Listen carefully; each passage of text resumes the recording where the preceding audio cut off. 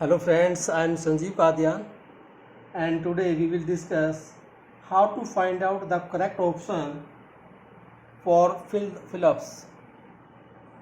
Hello my dear friends, I am Sanjeev Kadian. I welcome all of you.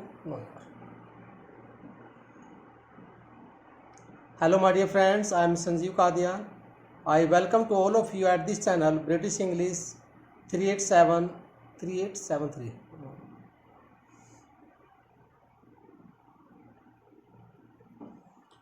Hello my dear friends, I am Sanjeev Kadian. Welcome back to all of you at this channel in which you will see how to find out the right option for the fill-ups. My dear friends, fill-ups को आप cloze test भी कह सकते हो क्योंकि cloze test और fill-ups में just एक पॉइंट कॉमन है और एक पॉइंट डिफरेंस में है। कॉमन क्या रहेगा कि वहाँ पर भी आपको एक ब्लैंक दिया जाएगा क्लोज टेस्ट के अंदर और आपके फिलअप्स के अंदर भी आपको एक डैश दिया जाएगा। तो माय डियर, इस टाइप के क्वेश्चन आपको कैसे सॉर्ट आउट करने हैं, तो फर्स्ट ऑफ ऑल मैं आपको कुछ ट्रिक्स बताने वाला हूँ, तो प्लीज़ वीडियो को एंड तक देखिएगा और कोई भी डाउट अगर आपको रहे तो कमेंट कीजिएगा। चलिए माय डियर देखिएगा, ये special SBI PO IBPS SO के अभी एग्ज़ाम होने वाला है, इसके रिगार्डिंग है। ध्यान से देखिए, हर एग्ज़ाम के अंदर यही कंटेंट्स आने वाला है।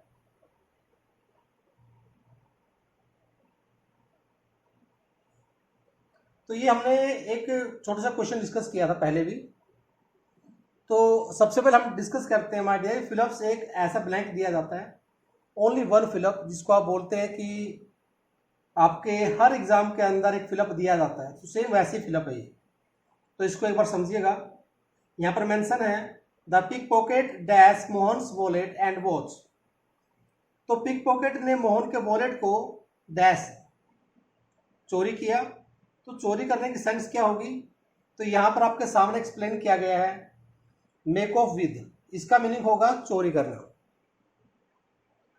तो यहाँ पर एक वर्ड है स्टोर्ड, स्टोर्ड का एग्जैक्ट मीनिंग क्या होगा, और मोस्ट इंपॉर्टेंट वर्ड है आपके लिए, क्योंकि फिलअप्स के अंदर या क्लोज टेस्ट के अंदर जो भी वर्ड आपके सामने आता है, हर वर्ड आपको नोटिस करना है, हर वर्ड आपके लिए इंपॉर्टेंट रहेगा। चलिए देखिएगा, तो सबसे पहले यहाँ पर वर्ड दिया गया है, हाँ जी। चलो सबसे पहले माय डियर हम डिस्कस करते हैं। माय डियर फ्रेंड्स,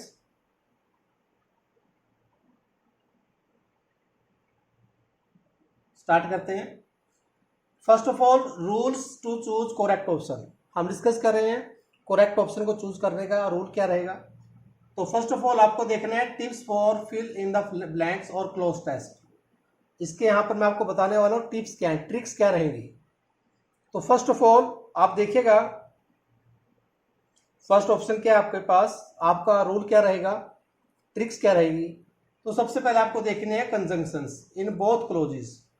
जो फिलअप्स के अंदर दो क्लोज या मोर देन 3 क्लोजेस दिए गए हैं, आपको तीनों क्लोजेस के अंदर चेक करना है कि वहां पर कंजंक्शन क्या दी गई है। अगर सपोज करो वहां पर बट दिया गया है, तो बट ये कहना चाह रहा है कि इसके बाद कुछ कोई भी कंडीशन आने वाली है, जो सेकंड क्लोज है उसमें अपोजिट कंडीशन दी गई है, यानी पहले वाला सेकंड वाले के अपोजिट में है। तो इस टाइप से आपको जो कनेक्टर होगा वो आपको हेल्प करेगा। Next rule, both clauses are equal और अपोजिट, ये आपको चेक करना है कि दोनों क्लोज इक्वल हैं या अपोजिट हैं, दोनों सेंटेंस दोनों क्लोजेस एग्री हैं या डिसएग्री हैं एक दूसरे से। नेक्स्ट, ऑप्शंस को एलिमिनेट करने की कोशिश करनी है। ऑप्शंस को एलिमिनेट कर लीजिए, किसके बेसिस पर, एक छोटे से पॉइंट के बेसिस पर, जिसे आप कहते हैं कि आर्टिकल्स पहचान करवाता है नाउन की, एडजेक्टिव्स यूज होता है नाउन से पहले या फिर नाउन के लिए। तो इस टाइप से आप पहचान कर लीजिए कि यहाँ पर डैश में नाउन का प्लेस है, एडजेक्टिव का प्लेस है या वर्ब्स का प्लेस है, और उसके बेसिस पर आप एलिमिनेट कर लीजिए। चलिए मैं आपको एग्जाम्पल के जरिए बताने वाला हूँ, देखते रहिए। नेक्स्ट पॉइंट है आपका, सिर्फ प्रैक्टिस रहेगी।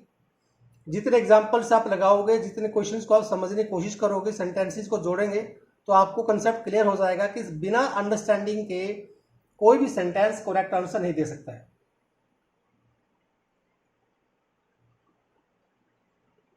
चलिए इन रूल्स के बाद क्वेश्चन लगाकर देखते हैं। तो मैंने यहाँ पर मेंशन किया है कि इसके रूल क्या होंगे। टिप दी गई है, आप देखिए, read the statement at least 2 times. किसी स्टेटमेंट को 2 टाइम्स पढ़िए। At this point the aim is to understand the meaning, tone and context of the question without looking at the options. At this point understand का aim रहना चाहिए। जब आप sentence को जोड़ते हैं तो आपके पास ऑप्शन ये होना चाहिए कि मुझे समझ में आ रहा है सेंटेंस का मीनिंग क्या है। ठीक है, और सेंटेंस को जोड़ते हुए आपको क्लियर हो जाएगा सेंटेंस के अंदर राइट ऑप्शन क्या बनेगा।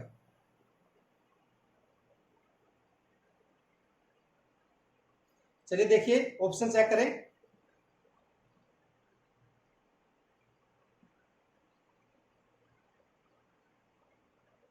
ये आपका हो चुका पहले, देखिए एक बार प्लीज। तो यहां पर कुछ रूल दिए गए हैं। फर्स्ट रीड दिया गया, रीड कीजिएगा, पढ़िए एक बार।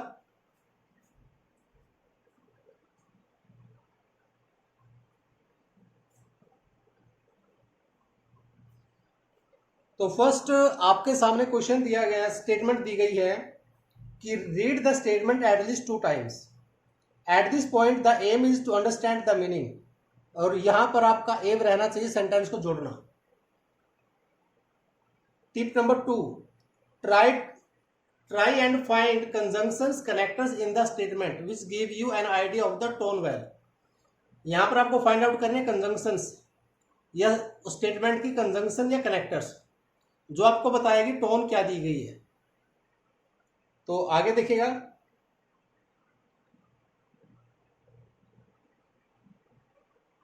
तो इस टाइप से आप बैंक पीओ बनेंगे माय डियर। बस सेंटेंस को देखते रहिए, एंड तक सेंटेंसेस को जब कनेक्ट करेंगे, रिलेट करेंगे, तो आपको समझ में आएगा सेंटेंस में एग्जैक्ट करना क्या है। तो tip number 3, there is no substitute for hard work. जितना हार्ड वर्क करेंगे, सेंटेंसेस को जोड़ेंगे, सेंटेंसेस को लगाएंगे, वही हार्ड वर्क आपको एग्जाम में रिजल्ट देने वाला है। पिंकी पोंकी नहीं करनी है, चिल्लाना नहीं है कि क्या करें, तो सिर्फ आपको क्या करना है, one should try and eliminate options. One should try and eliminate options. Options को एलिमिनेट करना है, put them in the blank one after and the other. Blank के अंदर एक वर्ड को लगाकर देखना है, उसके बाद दूसरे को लगाकर देखना है। ट्राई करना है कि पहला वर्ड फिट बैठ रहा है या सेकंड बनेगा। चलिए, ये थी आपकी ट्रिक्स। क्वेश्चन नंबर, सॉरी, यहां पर मैंने एक वर्ड लिया माय डियर, जो आपके सामने इससे पहले वर्ड आता है स्टोर्ड। स्टोर्ड, स्टोर्ड का मतलब है ship's crew discovered a stowaway hiding in the cargo hold. यहां पर दिया गया है कि जो शिप का जो क्रू है, शिप का जो क्रू था, उसने स्टोवे को पकड़ा, डिस्कवर किया। इट मीन्स ये कहना चाहता है कि इसने स्टोवे का मीनिंग होता है जो बिना बताए, बिना टिकट के, बिना किराए के बस में या ट्रेन या फिर किसी जहाज, शिप वगैरह में चढ़ जाता है। तो शिप के क्रू ने किसी व्यक्ति को पकड़ा जो छिपा हुआ था कार्गो के अंदर। तो स्टोवे का मीनिंग यहां पर क्या हो गया, जो छिपा हुआ है। तो यहां पर है as an adjective, stowaway passengers. The stowaway passenger was found hiding in the airplane's lavatory. Airplane की लेवेटरी के अंदर छिपा हुआ मिला एक बिना टिकट का यात्री। तो वही स्टोवे एक एज ए नाउन यूज किया गया है, वही स्टोवे एज एन एडजेक्टिव यूज किया गया है। तो अब सेंटेंस में दोनों को देखिएगा किस टाइप से दिया गया है। नंबर 3 दिया गया as a verb, he managed to stow away his backpack. यानी कि उसने किसी व्यक्ति को, उसने सफल हुआ टू स्टोवे हिज बैकपैक, अपना बैग पैक करने में, बैग का पैक करके चोरी करके जाने में सफल हो गया। कोई व्यक्ति चोरी करने में सफल हो गया, तो वहां पर एज ए वर्ब यूज किया गया है स्टोवे। तो एक वर्ड कई टाइप से रोल प्ले कर सकता है, ये आपको रियलाइज करना है। यहां पर मेंशन है इसका सिनोनिम्स क्या बनेगा, synonyms and antonyms to enhance your vocabulary and avoid repetition. Vocabulary को, रेपिटेशन को अवॉइड करने के लिए it is beneficial to know synonyms. ये जरूरी है कि आप उसके सिनोनिम्स को जानें। एंटोनिम्स को सीखिए। तो स्टोवे का जो अपोजिट बनेगा या सिनोनिम बनेगा तो यहाँ पर मेंशन है इंट्रूडर। इंट्रूडर का मतलब होता है घुसपैठिया, जो बिना परमिशन के घुस जाता है। ट्रेसपासर, घुसने वाला व्यक्ति। कंसील्ड पैसेंजर, छिपा हुआ यात्री। और इसका अपोजिट क्या होगा? ऑथोराइज्ड पैसेंजर या विजिबल कार्गो। जो विजिबल कार्गो है या फिर ऑथोराइज्ड पैसेंजर है। माय डियर फ्रेंड्स, ये क्लियर हो गया। ये स्टोवे वर्ड यूज किया गया था आपके फर्स्ट क्वेश्चन के अंदर, फर्स्ट फिलिप्स के अंदर। अब स्टार्ट करते हैं क्वेश्चन नंबर सेकेंड।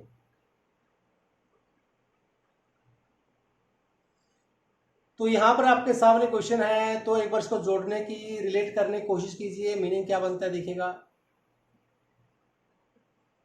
यहां पर लिखा है Hindus believe that from the cycle of birth and rebirth can be attend bye good deeds. Hindus believe करता है कि उसका जन्म का और पुनर्जन्म का जो साइकिल है, सर्कल है, वो गुड डीड्स के जरिए, अच्छे काम के जरिए मुक्ति दिला सकता है। तो जिसको दिलाया जाएगा वो क्या होगा? नाउन यूज होगा। नाउन के लिए यहाँ पर क्या वर्ड दिया है? बॉन्डेज। बॉन्डेज का मतलब होता है किसी के साथ एग्रीमेंट। बॉन्डेज का मतलब होता है कोई जोड़। डिलीवरेंस का मतलब होता है मुक्ति। डिलीवरी का मीनिंग होता है डिलीवरी, नाउन यूज होता है। डिलीवर होता है एज ए वर्ब। तो डिलीवरेंस नाउन है। तो मुक्ति की बात हो रही है, तो मुक्ति के लिए हम यहाँ पर यूज करेंगे डिलीवरेंस। तो इसलिए लास्ट में आंसर मेंशन यहाँ पर है। डिलीवरेंस का मीनिंग नाउन है, सेंस रहेगा एक्शन ऑफ बीइंग रेस्क्यूड और सेट फ्री, बच निकलने का काम। क्वेश्चन नंबर थर्ड देखिए। काफी क्वेश्चन है माय डियर आपके लिए।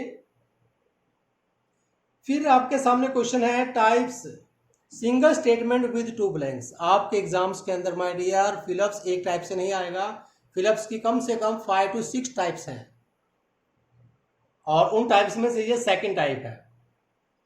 तो देखिए sentence, the play dash so real we almost forgot where we are. जो नाटक था वो इतना रियल था कि हम भूल गए कि हम कहाँ थे। एंड बिलीव्ड, और विश्वास हो गया, we were watching the dash scenes, जो हम सीन देख रहे थे, as they were acted so long ago, जैसे वो बहुत समय पहले हो चुका हो। तो यहां पर सेंस क्या बन रही है? The play dash so real. तो द प्ले क्या होगा? ऐसा लग रहा था, seemed. Option number C, option number C पे चलिए, सीम्ड। और सेकंड ऑप्शन में आ जाएगा जेन्युइन। क्लियर? चलिए एक बार क्वेश्चन नंबर देखिए नेक्स्ट।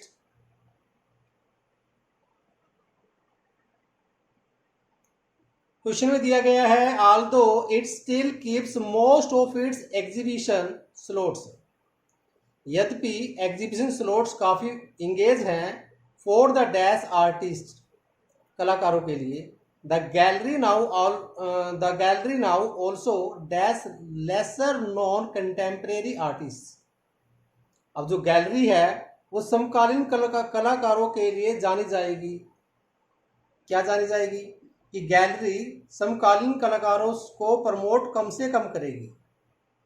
इस टाइप से वो जानी जाएगी कि अब जो गैलरी है वो कम लोगों को प्रमोट कर पा रही है, क्योंकि एग्जीबिशन स्लॉट सारे बिजी हैं अच्छे लोगों के लिए, अच्छे कलाकारों के लिए, फेमस कलाकारों के लिए। तो इसलिए ऑप्शन नंबर क्या आ रहा है? बी। बी कहना चाहता है कि फेमस फर्स्ट ऑप्शन में आएगा, प्रोमोट्स सेकंड में आएगा।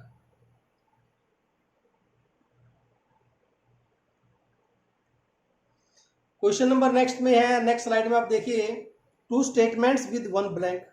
टू स्टेटमेंट्स है, वन ब्लैंक है, and common word to be fit in both the blanks. दोनों के अंदर एक वर्ड फिट बिठाना है। तो all the dash will go to a local charity. All the dash, the के बाद क्या आएगा? एक आर्टिकल दिया गया है, तो इसलिए आर्टिकल के बाद आएगा नाउन। तो एक ऐसा वर्ड यूज करना है जो एज ए नाउन यूज किया जाए। एक बार सेकंड सेंटेंस देखिए, the urge with which manager dash towards any given task. यानी कि वो रिक्वेस्ट डैश जिसके साथ मैनेजर को काम दिया गया, इज माइंड ब्लोइंग। जो रिक्वेस्ट थी, जो अर्ज थी, वो माइंड ब्लोइंग थी।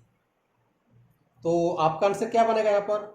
अगर ऑप्शन चूज करते हैं progressive, all the progressive will go, तो माय डियर यहाँ पर प्रोग्रेसिव नहीं आएगी, क्योंकि जो काम दिया गया वो माइंड ब्लोइंग है, तो इट मीन्स कुछ ऐसा आना चाहिए जो वहां पर वर्ब का काम करे। तो हम यहाँ पर एक वर्ड देख रहे हैं एक्यूमुलेशन, जिसका मतलब होगा इकट्ठा करना, ये नहीं होगा, ये नाउन है। प्रोसीड्स, ये दोनों में यूज हो सकती है ना। All the proceeds will go to a local charity, जो ऑल द प्रोसीड्स है, यहाँ पर प्रोसीड्स का मतलब रहेगा धन। यहाँ पर फर्स्ट में, यहाँ पर मीनिंग में जो आएगा प्रोसीड्स आएगा, मीनिंग क्या रहेगा? धन। सारा धन लोकल चैरिटी को दिया जाएगा, और उसी प्रोसीड्स का यहाँ पर मतलब क्या है? कार्यवाही करना। वह रिक्वेस्ट जिसके साथ मैनेजर ने दिए गए काम को प्रोसीड किया, वो माइंड ब्लोइंग है। समझ में आ रहा फ्रेंड्स? चलिए क्वेश्चन नंबर नेक्स्ट को ट्राई कर लीजिए,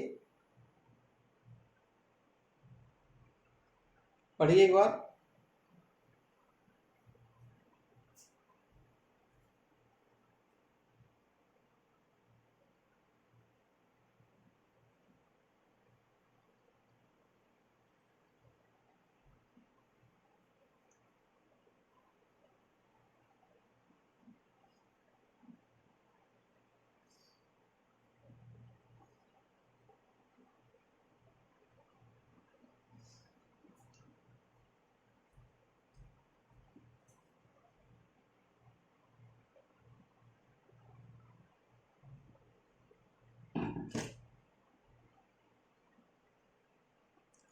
चलिए क्वेश्चन देखिए, नेक्स्ट में लिखा है two statements with two blanks each and common set of two words. Common set रहेगा टू वर्ड्स का, टू स्टेटमेंट है, टू ब्लैंक्स के साथ है। For example, since it was her first offence, क्योंकि यह है उसका पहला ऑफेंस था। Sorry just a minute,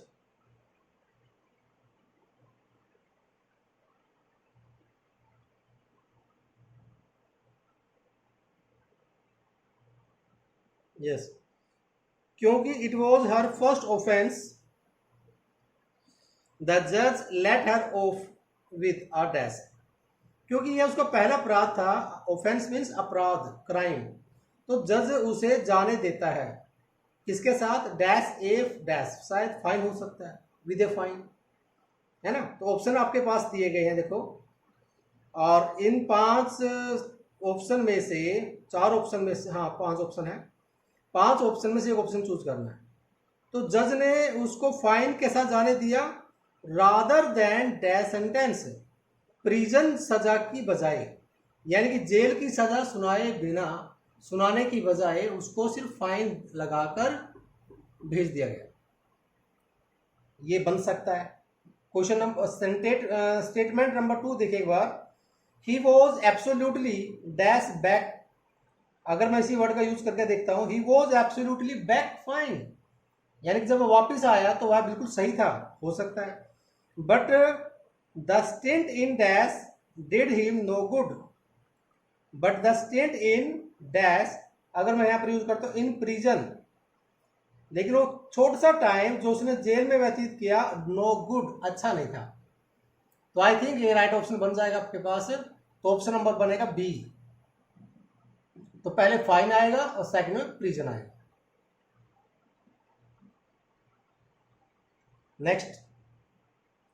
next में क्वेश्चन आपको दिया जाएगा माय डियर पेपर में इस टाइप से, 1 स्टेटमेंट होगी, 3 ब्लैंक्स होंगे। हाँ समझ रहे हो ना,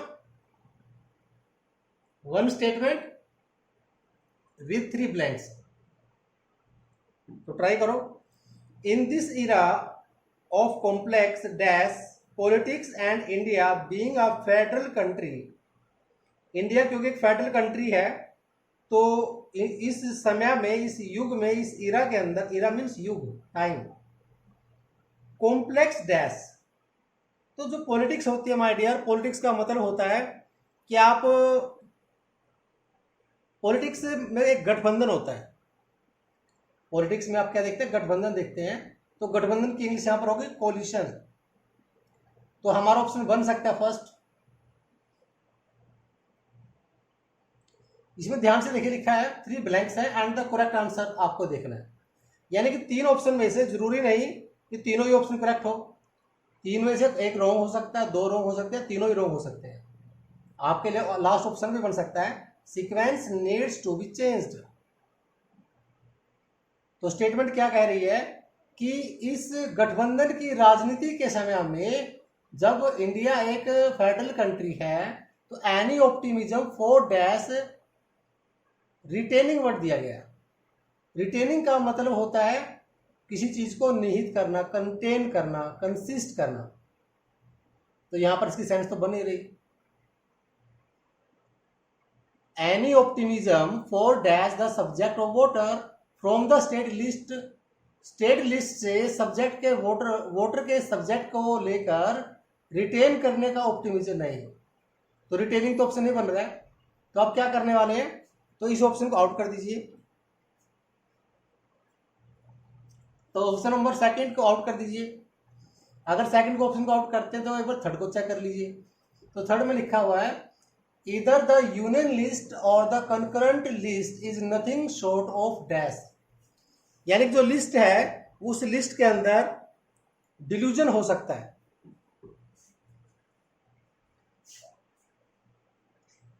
माय डियर देखिए ध्यान से, हाँ क्या पॉसिबल है माय डियर, डिलीजन पॉसिबल है। तो पहले में अगर आपका चेक करें तो ऑप्शन नंबर कोलिशन आ जाएगा और सेकंड में रिटेनिंग गलत है तो ऑप्शन नंबर थर्ड डिल्यूजन भी करेक्ट हो जाएगा। तो अगर ऑप्शन चेक करें तो यहां पर फर्स्ट और थर्ड ऑप्शन बनता है, फर्स्ट और थर्ड ऑप्शन नंबर सी।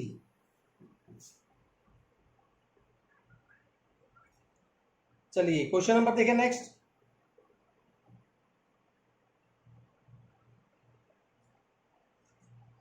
तो यहां पर नेक्स्ट स्लाइड के अंदर मैंने रिटेन का यूज किया है कि रिटेन को आप प्रैक्टिकल लाइफ में यूज कैसे करने वाले हैं, क्योंकि हर वर्ड का मीनिंग के साथ साथ ये भी क्लियर होना चाहिए कि उस वर्ड का यूज किया तो जाए तो कैसे किया जाए। तो माय डियर क्योंकि वीडियो लंबी हो जाएगी तो कंटेंट्स काफी है तो थोड़ा जल्दी से देखिएगा। रिटेन का मतलब है formal to keep or continue, to have something, किसी चीज को रखना। For example she has lost her battle, वह लड़ाई हार गई। To retain control of the company, company पर कंट्रोल को रखने के लिए, रिटेन रखने के लिए। या फिर he manage to retain his dignity, वो अपने डिग्निटी को मेंटेन करने में, रिटेन करने में सफल हुआ। Through out the performance, performance के दौरान। She succeeded in retaining her lead, वह लड़की अपने लीड को रिटेन करने में सफल हुई। In the second half of the race, race के सेकेंड हाफ में। या फिर I have a good memory, मेरे पास अच्छी मेमोरी है। And am able to retain, और याद रखने में मैं समर्थ हूं। तो इस टाइप से आपने रिटेन का यूज करना है, सिर्फ रिटेन का वर्ड का मीनिंग याद नहीं करना है। तो नेक्स्ट क्वेश्चन में देखिए स्टेटमेंट दी गई है with 1 blank but multiple correct answers. My dear fill ups आएगा लेकिन अलग अलग टाइप से आएगा, अनेक टाइप से आएगा। कहीं पर स्टेटमेंट 1 होगी, ब्लैंक 2 होंगे, कहीं पर स्टेटमेंट 1 होगी, ब्लैंक 1 से ज्यादा होंगे। मल्टीपल बेनिफिट्स हो सकते हैं, मल्टीपल ऑप्शंस हो सकते हैं लाइक दिस। तो क्वेश्चन नंबर देखेगा यहां पर, if taken seriously and without dash, अगर सीरियसली लिया जाए बिना डैश, बिना क्या, बिना शक के। और बिना शक का मीनिंग क्या हो गया यहाँ पर, स्केप्टिसिज्म, बिना शक के हो गया, यानी ये ऑप्शन पॉसिबल है। और बिना ह्यूमर के कहा जाए, हो सकता है। विदाउट डिस्पैरेजिंग कहा जाए, हाँ डिस्पैरेजिंग का मतलब होगा क्रिटिसाइज करना, आलोचना करना। बिना आलोचना के ये भी हो सकता है ना। तो अगर मैं ए और सी को देखता हूं, ह्यूमर और सी नहीं, ह्यूमर और बी और सी, ये भी नहीं बन रहा है हमारे पास ऑप्शन। देखो अगर मीनिंग बनाया जाए तो बिना शक के, बिना शक के और गंभीर रूप से लिया जाए तो अपीयर टू शो, ऐसा दिखाई दिया that the shock and of the demonetisation had no negative effect, कि डिमोनेटाइजेशन का कोई नेगेटिव इम्पैक्ट नहीं हुआ growth trajectory of Indian economy पर। तो ये बात सीरियस चल रही है। तो सीरियस बात के अंदर क्या होना चाहिए, पहले में आपका अगर मैं बी यूज करता हूं तो बी ऑप्शन सही है। और दूसरा ह्यूमर, विदाउट ह्यूमर, यानी कि विदाउट ह्यूमर का मतलब वही हो गया सीरियसली लेना, है ना।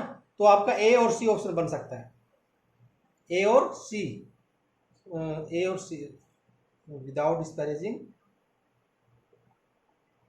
बिना आलोचना के और बिना ह्यूमर के। हाँ, तो ए और सी आपका राइट आंसर बन जाएगा। चलिए क्वेश्चन नंबर देखें नेक्स्ट। नेक्स्ट क्वेश्चन में मैंने स्लाइड में मेंशन किया है डिस्पैरेज का यूज। डिस्पैरेज का यूज कैसे किया जाएगा, don't talk disparagingly about your company in public, company की बारे में आलोचना मत कीजिए पब्लिक के बीच, या फिर पब्लिक में अपनी कंपनी के बारे में आलोचनात्मक रूप से बातें मत कीजिए।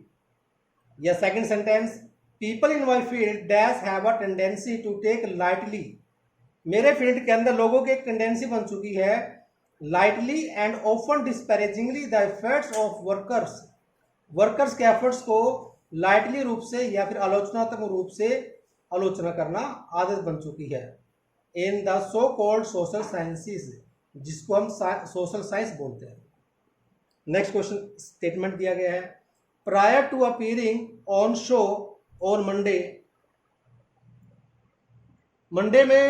को शो पर आने से पहले, प्रायर टू पहले, Samar made more disparaging remarks about Sanjeev, Samar ने संजीव के बारे में बड़े आलोचनात्मक रिमार्क्स किए। तो इस टाइप से माय डियर हमें इन वर्ड्स का यूज करना है, नए की वर्ड्स को याद करना है, और तब जाकर आप बैंक पीओ बनेंगे माय डियर। कम से कम अंडरस्टैंडिंग तो बहुत जरूरी है। क्वेश्चन नंबर नेक्स्ट देखिएगा, if you look at the number of districts then the areas under the dash, अगर आप डिस्ट्रिक्ट की संख्या को देखते हैं तो the areas under the dash of left, तो अंडर द इन्फ्लुएंस ऑफ, यहां पर देखो ऑप्शन नंबर सी दिया गया है, इन्फ्लुएंस के अंडर में जो एरियाज हैं उसको क्या हो चुका है, श्रंक हो चुका है।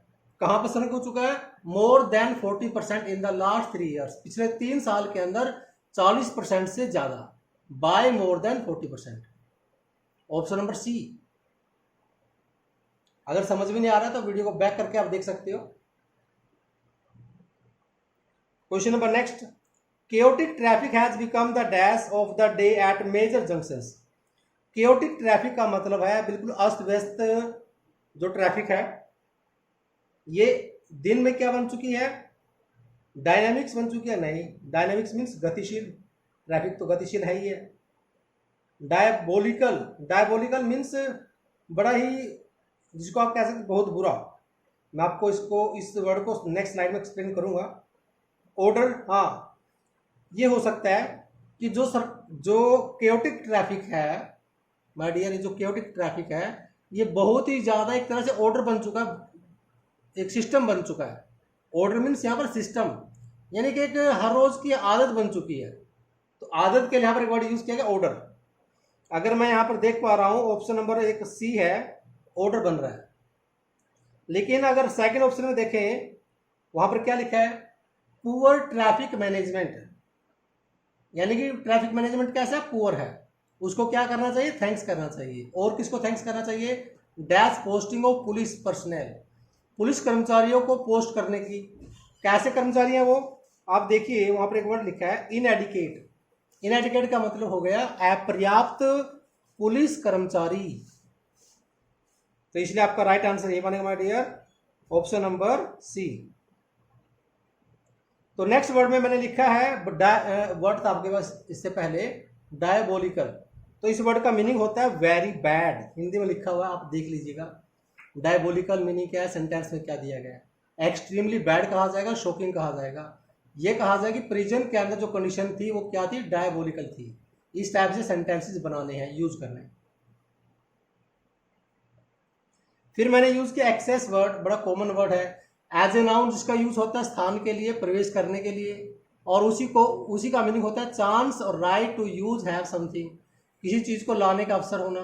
जैसे आप ये कहेंगे, do you have access to a computer, क्या आपके पास कंप्यूटर है, यानी कि क्या आपके पास कंप्यूटर की एक्सेस है, उसी एक्सेस को यूज किया गया एज ए वर्ब।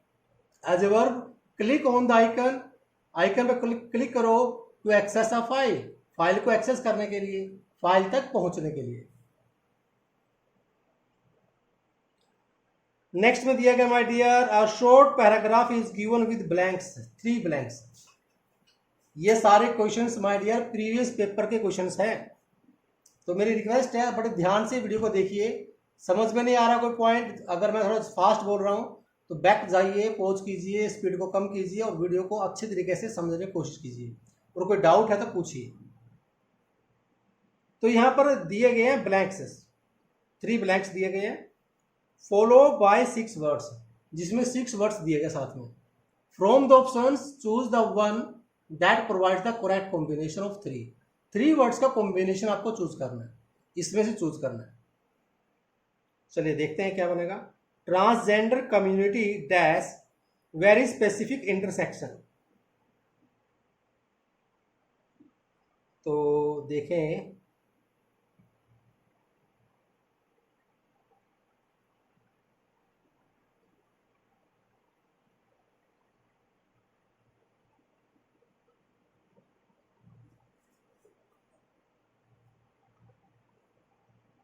हाँ, तो यहां पर लिखा है transgender community dash very specific intersection.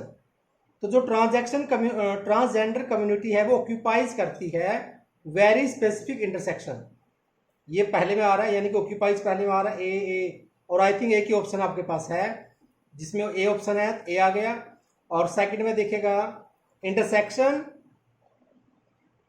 Among marginalise communities, किसके बीच की बात की जा रही है, वो कम्युनिटीज जो मार्जिनलाइज्ड हैं, that makes them uniquely vulnerable. Vulnerable का मीनिंग यहां पर हो गया माय डियर कमजोर, जो उनको यूनिकली कमजोर बनाता है to sexual violence, sexual violence के लिए। तो इसलिए ऑप्शन नंबर आपका बन गया ए। तो ये क्वेश्चन हमने पहले भी किया था, इसको अभी छोड़ दीजिए, आप बाद में देख सकते हो। यहां पर मैंने कुछ फ्रेजल यूज किए हैं, फ्रेजल वर्ब्स, जहां पर आप यूज करते हैं पुट असाइड। पुट असाइड का मतलब होता है बचाना, और पुट असाइड का मतलब होता है किसी की फीलिंग को इग्नोर करना। आप आगे देखेंगे, for example she took up a slice of bread, उसने ब्रेड की स्लाइस ली एंड ब्रोक इट नर्वसली, और नर्वसली होकर उसको तोड़ा, देन पुट इट असाइड, और उसको एक साइड पॉकेट वगैरह में डाल लिया, यानी कि उसको बचा लिया ताकि वो किसी बच्चे को, किसी पर्सन को चीज दे सके। Encourage children to put aside some of their pocket money, हमें बच्चों को एनकरेज करना चाहिए कि वो अपने पॉकेट मनी को सेव करे, पुट असाइड करें। You put a feeling or disagreement aside, आपको फीलिंग को भी असाइड करना चाहिए, it means you forget it, आपको किसी की फीलिंग को भूल जाना चाहिए। We should put aside our differences, यानी कि अगर आपकी मेरी कोई दुश्मनी है तो हमें क्या करना चाहिए, उसको भूल जाना चाहिए। पुट असाइड भूल जाना, अगर आप फीलिंग्स की बात करते हैं तो उसी पुट असाइड का मतलब भूलना। And discuss the things we have in common, और जो हमारे पास कॉमन थिंग्स हमको डिस्कस करना चाहिए। We admitted that the attraction was there, हमने एडमिट किया है कि वहां का जो अट्रैक्शन था, but decided that we would put the feelings aside, लेकिन हमने डिसाइड कर लिया कि उन फीलिंग्स को हम एक साइड रखेंगे। तो माय डियर फ्रेंड्स, वीडियो काफी लेंथी हो जाएगी, तो मेरी आपसे यही रिक्वेस्ट है, वीडियो को देखिए, कोई डाउट रहे तो पूछिए प्लीज, और प्लीज वीडियो को फॉरगेट सब्सक्राइब शेयर करना मत भूलिएगा। So please don't forget to share, subscribe and like the videos. Thank you.